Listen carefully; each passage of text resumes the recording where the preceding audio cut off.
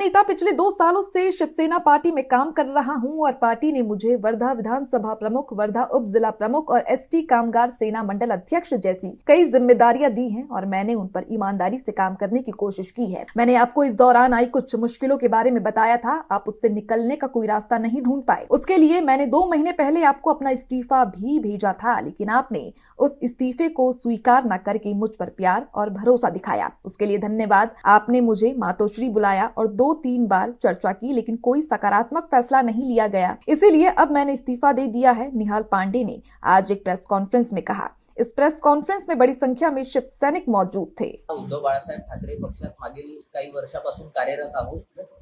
पक्षाने मला वर्धा विधानसभा प्रमुख आणि सध्या उपजिल्हा प्रमुख आणि एसटी कामगार सेनेचा विभागीय अध्यक्ष पदाचा हे माझ्याकडे जबाबदारी आहे।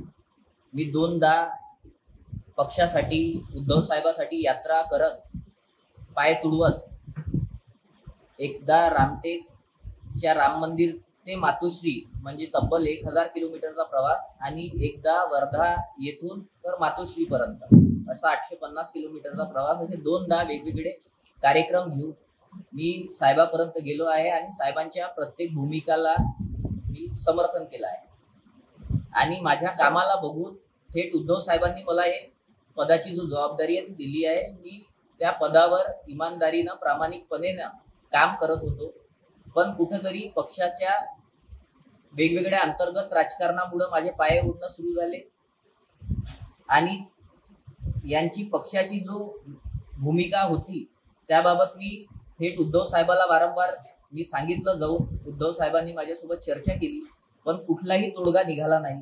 थेट संजय राऊत साहेबही माझ्यासोबत 2-3 वेळा या विषयावर बोलले, पण तोडगा निघाला नाही। म्हणून आजपासून 2-3 महिन्यापूर्वी मी साहेबाला पक्षाचा राजीनामा पाठवलं होतं, पक्षप्रमुख उद्धव साहेबाला पाठवलं होतं, शिवसेना नेते संजय राऊत साहेबाला पाठवलं होतं आणि शिवसेनेचे जो सचिव आहे नेते आहे विनायक राऊत साहेब त्यांनाही पाठवलं होतं। ते राजीनामा पाठवल्यानंतर मला पुन्हा तिथून फोन आला मातोश्रीवरून आणि मला बोलवण्यात आलं। तिथे मी मातोश्रीत गेलो, उद्धव साहेब, संजय राऊत साहेब, विनायक राऊत साहेब सगळे बसले माझ्यासोबत।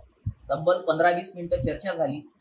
त्याच्यामध्ये मी जो पण होते म्हणजे कार्यकर्त्यावर कोणत्या पद्धतीने अन्याय होऊन राहिला, महिलांवर कोणत्या पद्धतीने अन्याय होऊन राहिला, हे सगळे विषय मी साहेबाला थेट सांगितले आणि साहेबांनी सांगितलं होतं आपण पॉझिटिव्ह निर्णय याच्यावर घेऊ।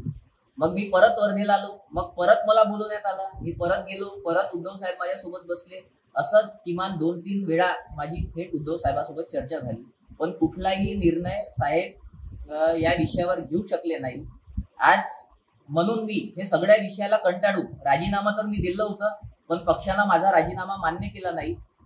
त्यांचा प्रेम आणि ते विश्वास माझ्याप्रती होता म्हणून त्यांना माझा राजीनामा आतापर्यंत मान्य केला नाही। पण आता मला माझ्याजवळ थांबण्याशिवाय कोणताही ऑप्शन नाही आहे, कारण की मी 7-8 वर्षापासून वर्धेमध्ये आणि विदर्भात जो जनसेवेचा काम करून राहिलो, आंदोलन करून राहिलो, ते लोकांसाठी करून राहिलो आणि माझा पक्षात जाण्याचा उद्देशही हे होता का लोकांचं काही काम झालं पाहिजे त्यातून।